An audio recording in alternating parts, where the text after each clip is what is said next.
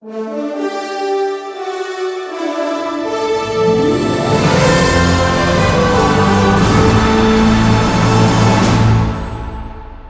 address the immigration enforcement crisis directly. After years of lax border security and selective enforcement, the current administration is finally doing what Americans elected them to do: enforce our immigration laws. The numbers are staggering. ICE is now targeting 3,000 arrests daily, up from roughly 700 under the previous administration. That's not excessive. That's catching up on years of neglect. We have an estimated 11 to 13 million people living in this country illegally, many of whom entered knowing they were breaking our laws. When you don't enforce consequences, you incentivize more illegal immigration. The worksite raids you're seeing, construction sites, restaurants, farms, these aren't targeting innocent people. These are operations against employers who knowingly hire illegal workers, undercutting American wages, and creating unfair competition for law-abiding businesses. Yes, enforcement disrupts communities, but so does lawlessness. Countries have borders for a reason. When we fail to enforce immigration law, we undermine all law. The protests you see in Los Angeles, Chicago, and other sanctuary cities, those are orchestrated by open border activists who want to prevent any enforcement whatsoever. These sanctuary policies obstruct federal law enforcement, harbor criminals, and create magnets for illegal immigration. We need consistent, strong enforcement across every state. No more sanctuary cities shielding illegal immigrants from consequences. No more catch and release. If you entered illegally, you face deportation. That's not cruel. That's the rule of law that every sovereign nation maintains. Tom, what you're calling law enforcement communities are experiencing is state-sponsored terror. Let me paint the real picture. Federal agents in unmarked vehicles in face masks conducting street sweeps, where they stop people based on how they look, what language they speak, or what neighborhood they're in. The Supreme Court just ruled this racial profiling can continue. Children are afraid to go to school because they don't know if their parents will be there when they return. Workers stay home, small businesses lose revenue, entire communities live in fear. This isn't targeted enforcement of dangerous criminals. Over 70% of people detained by ICE have no criminal record, and 93% have never been convicted of a violent crime. These are landscapers, restaurant workers, construction laborers, farm workers, people who've lived here for decades, paying taxes, raising American children, contributing to their communities. The economic impact is devastating. When ICE raids a meatpacking plant and arrests 475 workers, production stops, the local economy suffers, and American businesses can't operate. Your rule of law argument ignores that these enforcement operations themselves violate constitutional protections against unreasonable search and seizure.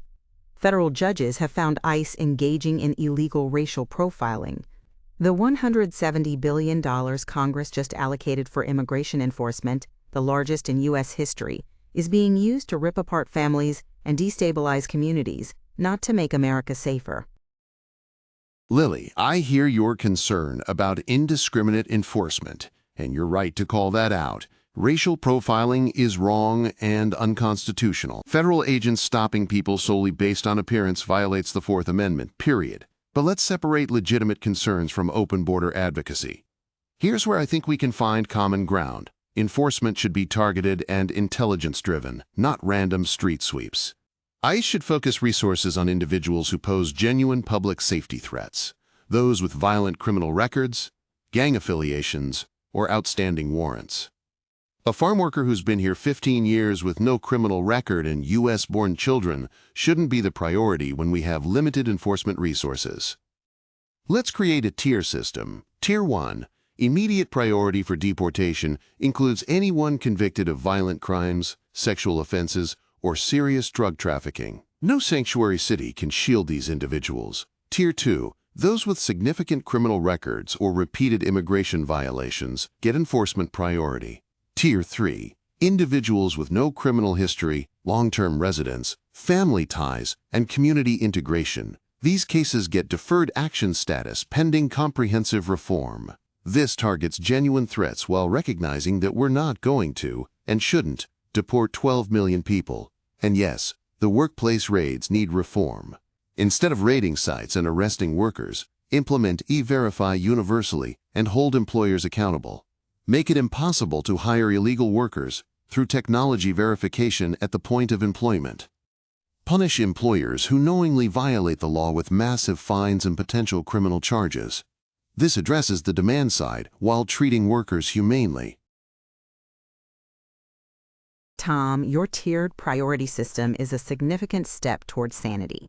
Thank you for acknowledging that a grandmother who's been here 30 years picking strawberries isn't a public safety threat. But let's strengthen this.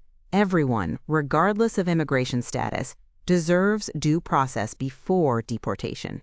Right now, people are being deported without seeing a lawyer, without proper hearings, sometimes within hours of arrest. That violates basic constitutional principles.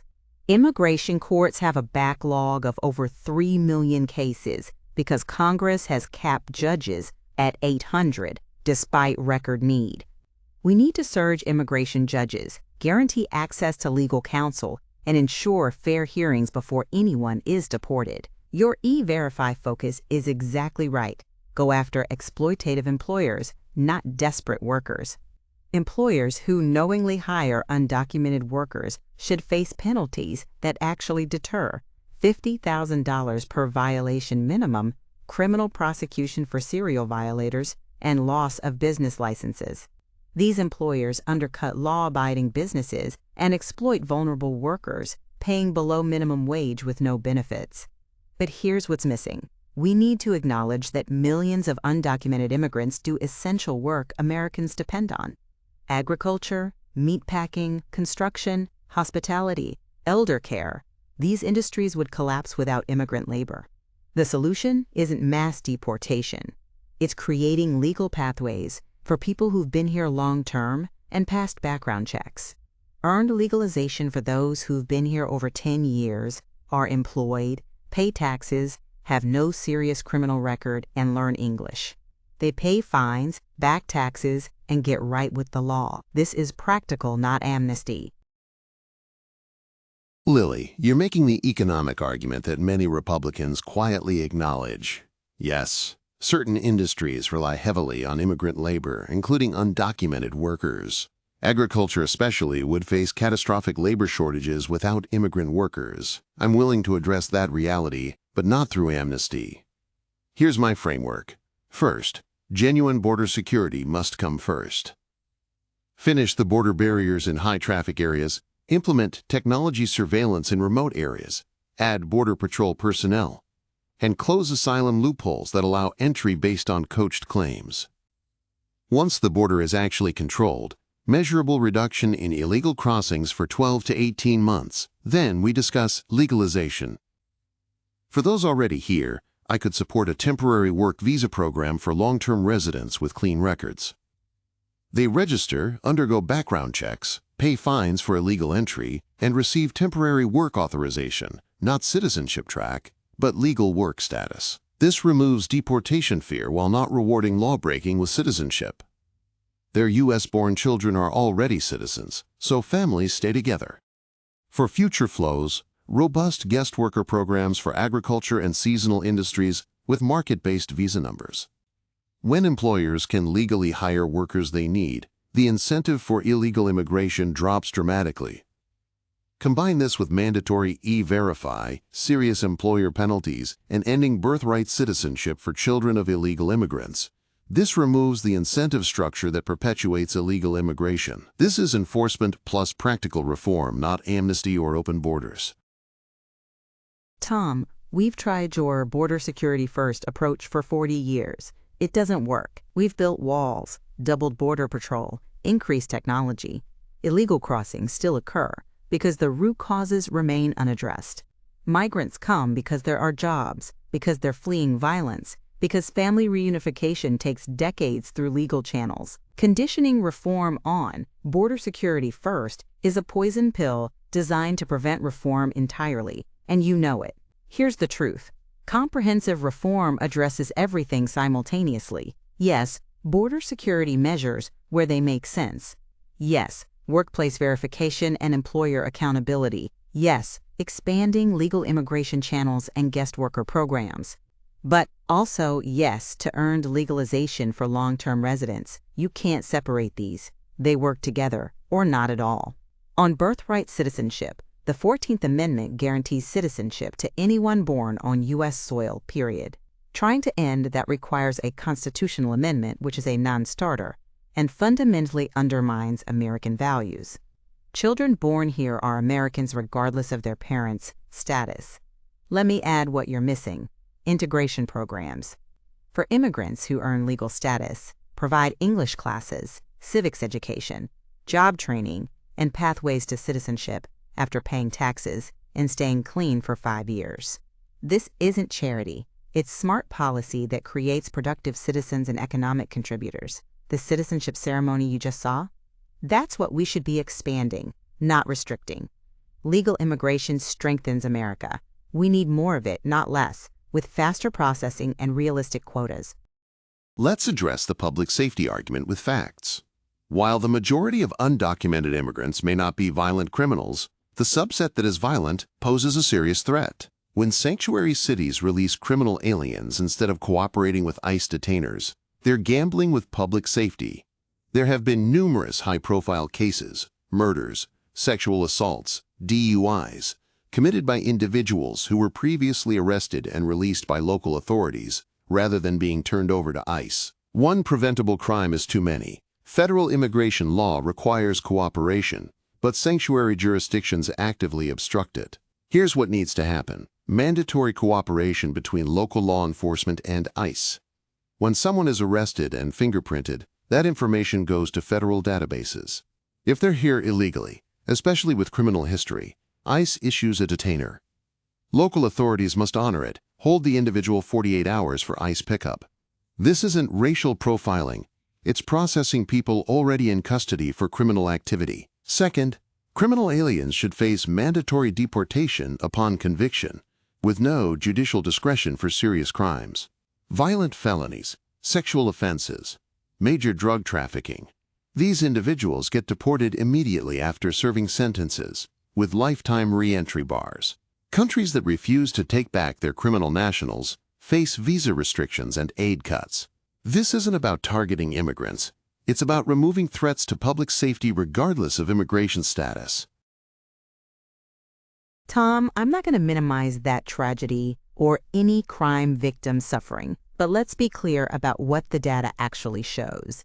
Immigrants, including undocumented immigrants, commit crimes at lower rates than native-born Americans. That's not opinion. That's repeated research findings. The Cato Institute, a libertarian think tank, not liberal advocacy group, found that illegal immigrants are incarcerated at rates 47% lower than native-born Americans. Sanctuary policies don't shield criminals from consequences. They limit local police cooperation with ICE to protect community trust. When local police become immigration enforcement agents, immigrant communities stop reporting crimes, stop serving as witnesses, stop cooperating with investigations. This makes everyone less safe. A woman being abused won't call police if she fears deportation. A witness to gang activity won't come forward if they might be detained. Sanctuary policies say, we'll cooperate on serious criminals, but we won't use local resources to enforce civil immigration violations because it undermines public safety. Your mandatory detainer policy has constitutional problems. The Supreme Court has ruled that detaining someone beyond their legal release time without probable cause violates the Fourth Amendment. ICE detainers are administrative requests, not judicial warrants. Cities that honor them face liability for false imprisonment. Here's what actually improves safety: trust-based policing, where everyone, regardless of status, can report crimes without fear. Community policing that integrates immigrant communities. Professional standards that prevent racial profiling.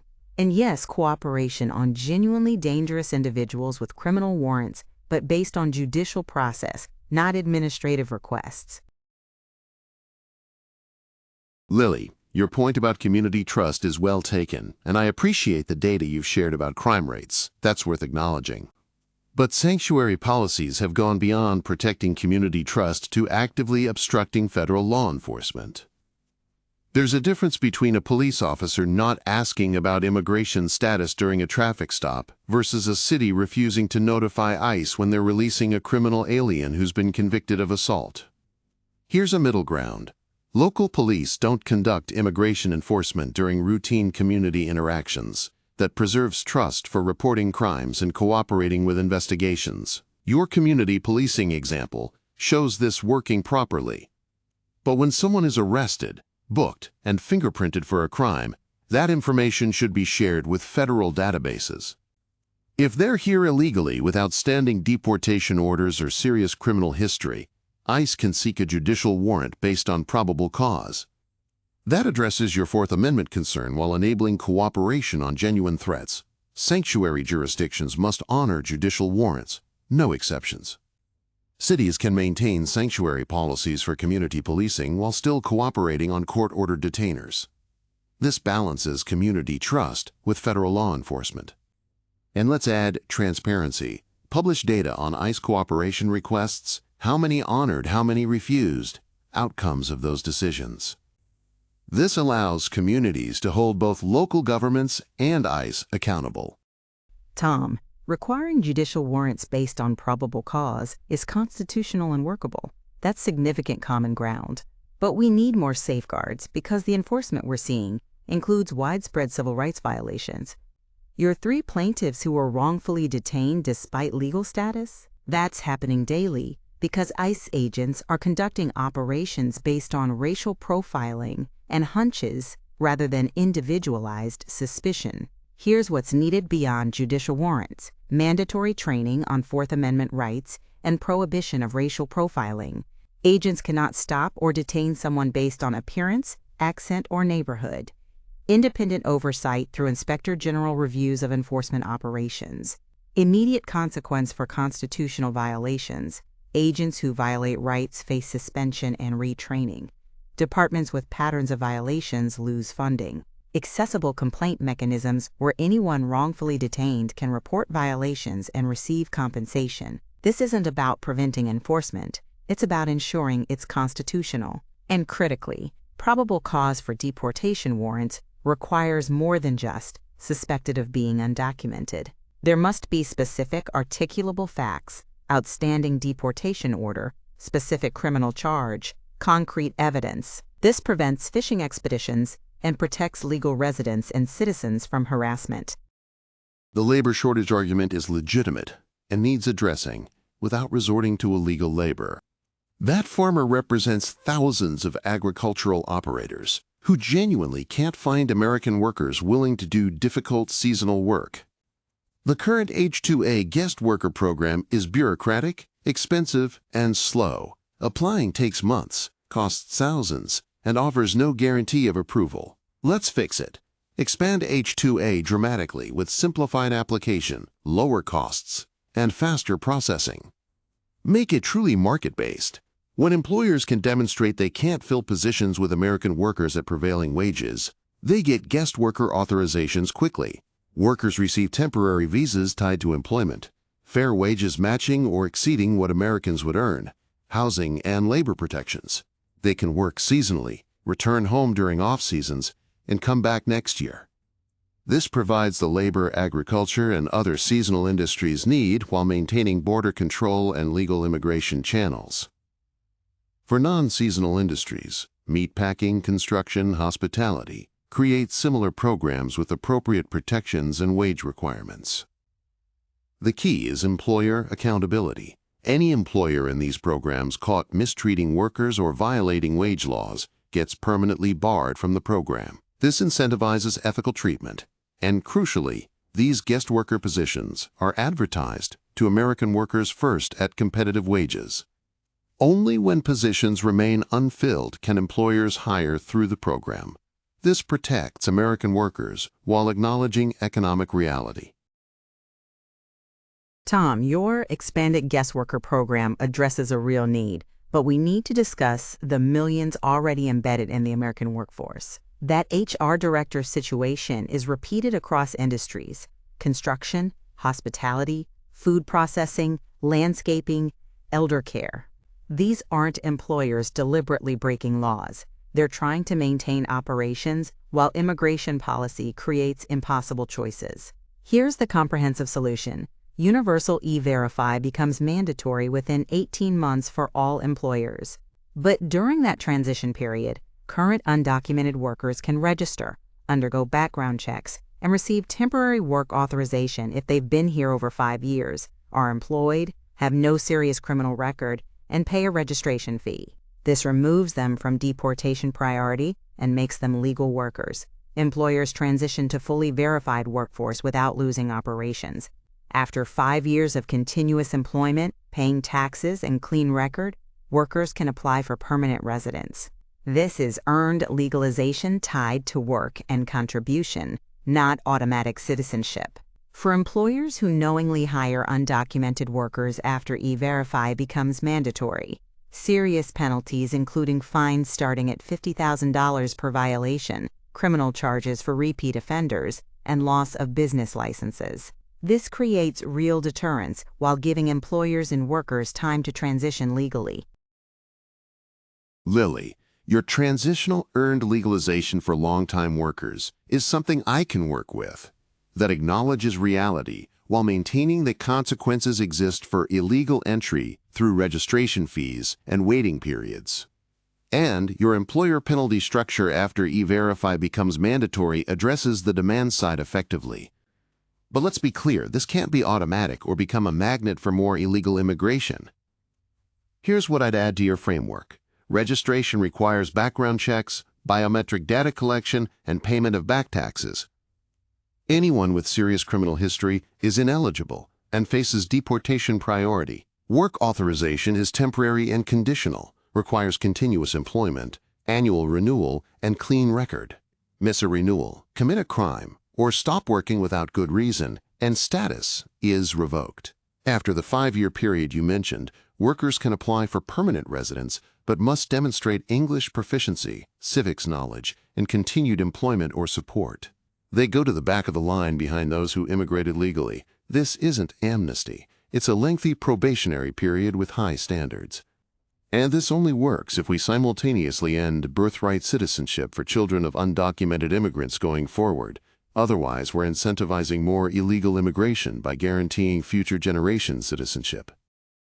Tom, we're building something functional here. Your requirements for background checks, biometric registration, continuous employment, and eventual English and civics testing create a genuine earned pathway rather than automatic status.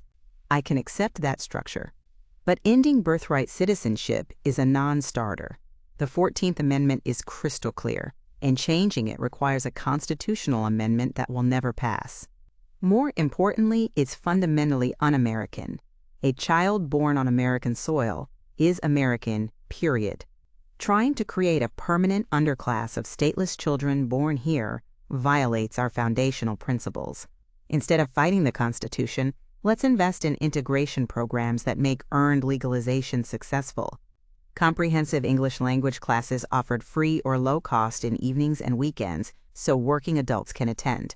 Civics education teaching American history, government structure, democratic participation, job training, and credential recognition. Many immigrants have professional qualifications from their home countries that aren't recognized here, wasting human capital. Community integration programs, connecting immigrant families with longer-term residents, building relationships across cultural lines. This isn't charity. It's investment in creating productive, engaged citizens who contribute economically and participate civically. Studies consistently show that second-generation immigrants outperform native-born Americans economically and educationally when given opportunity. Over the past 18 minutes, Lily and I have done something Washington hasn't accomplished in decades. We've developed a comprehensive immigration enforcement reform that addresses both security and humanity. Let me summarize what we've agreed to. First, targeted enforcement focusing on genuine public safety threats. ICE prioritizes individuals with violent criminal records, gang affiliations, or serious offenses for deportation. Long-term residents with clean records and family ties receive deferred action status. Enforcement is intelligence-driven and constitutional. No racial profiling. Judicial warrants required for detainers. Independent oversight of operations. Second, expanded guest worker programs for agriculture and seasonal industries. Simplified H-2A process with market-based visa numbers, fair wages, labor protections, and employer accountability. Workers can return seasonally.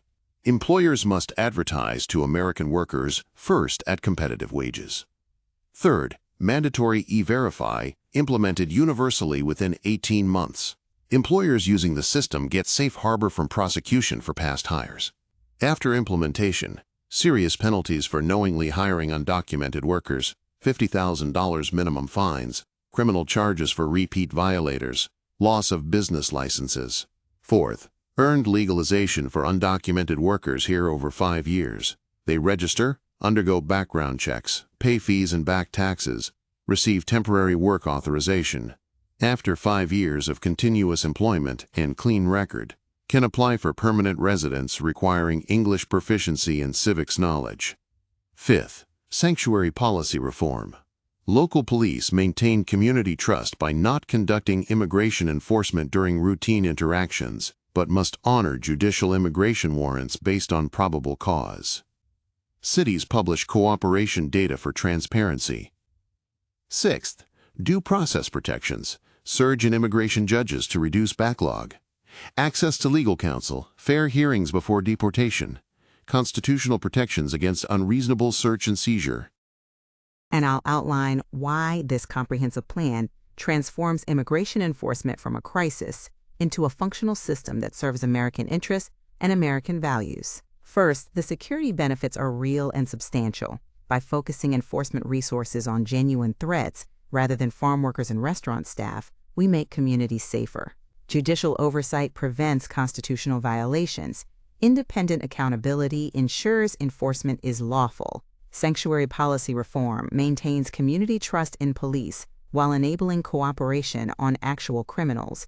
This is smart, effective law enforcement. Second, the economic benefits solve labor shortages legally while protecting American workers. Guest worker programs provide the labor, agriculture, and seasonal industries need through legal channels. Mandatory E-Verify stops exploitation and unfair competition, creating level playing field for law-abiding businesses. Earned legalization brings millions of workers out of shadows and onto tax rolls, generating billions in tax revenue while eliminating underground economy. Integration programs develop human capital, creating skilled, educated workers who contribute more economically. Third, the humanitarian benefits honor American values. Families stay together. Long-term community members aren't deported for civil violations. Children aren't traumatized watching parents arrested. Due process protections ensure fairness. English and civics programs create genuine integration rather than permanent underclass. This aligns enforcement with proportionality. Serious consequences for serious violations. Pathways for those who've built lives here. Fourth, the political sustainability makes this achievable. Conservatives get enforcement and border security. Progressives get humanity and earned legalization. Both get economic functionality. This isn't splitting differences. It's addressing legitimate concerns from multiple perspectives. What makes this plan politically viable is that it gives both parties what they fundamentally need while compromising nowhere on core principles. Conservatives get enforcement, rule of law, border security, employer accountability, and conditions on legalization that prevent future amnesty expectations. Progressives get humanitarian treatment, due process, earned pathways to citizenship, family unity, and protection of constitutional rights. But critically, both sides get what Americans across the political spectrum actually want: a functional immigration system that serves economic needs, maintains security, and reflects American values. Implementation requires strategic phasing. Phase 1. Immediate, within 6 months. Surge immigration judges to reduce backlog. Implement judicial warrant requirement for ICE detainers. Begin registration process for earned legalization so we know who's here. Expand guest worker programs to address urgent labor shortages. Phase 2. Months 6 to 18, implement mandatory e-verify with employer education and transition period. Establish integration programs for English and civics in communities with large immigrant populations. Create independent oversight mechanisms for enforcement operations. And develop technology verification systems to replace street raids. Phase 3, years 2 to 5. Process earned legalization applications as workers complete requirements. Continue guest worker programs with adjustments based on labor market data. Evaluate enforcement outcomes and make adjustments. And monitor sanctuary policy compliance. This includes sunset provisions requiring congressional review at 5 years. If border crossings haven't decreased or system isn't working, we adjust. No permanent programs without accountability. The most important thing about this plan is that it's grounded in both evidence and values. The evidence of what works from successful immigration countries and American values that have always defined us. Every component has been proven effective somewhere. Targeted enforcement over mass raids works. We have decades of data. Guest worker programs work. They're used successfully worldwide. E-Verify works when implemented properly. We know this from pilot programs. Earned legalization works. Reagan did it in 1986, and those immigrants and their children have contributed enormously. Integration programs work. We have research from multiple countries. Due process works. It's literally the foundation of American justice. We've taken these proven approaches and created a comprehensive system that serves America's interests.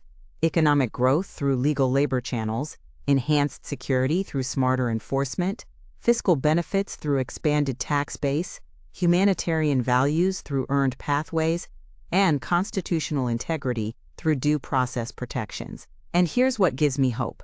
If 2 AI politicians can work through one of America's most divisive issues to find comprehensive solutions balancing competing values, human politicians can too. This requires political courage, willingness to tell hardliners on both sides that purity doesn't solve problems, compromise isn't weakness, and governing means making difficult trade-offs. The stakes are enormous. 11 million people living in fear, industries facing labor collapse, communities divided, constitutional principles under assault, and America's identity as nation of immigrants being questioned.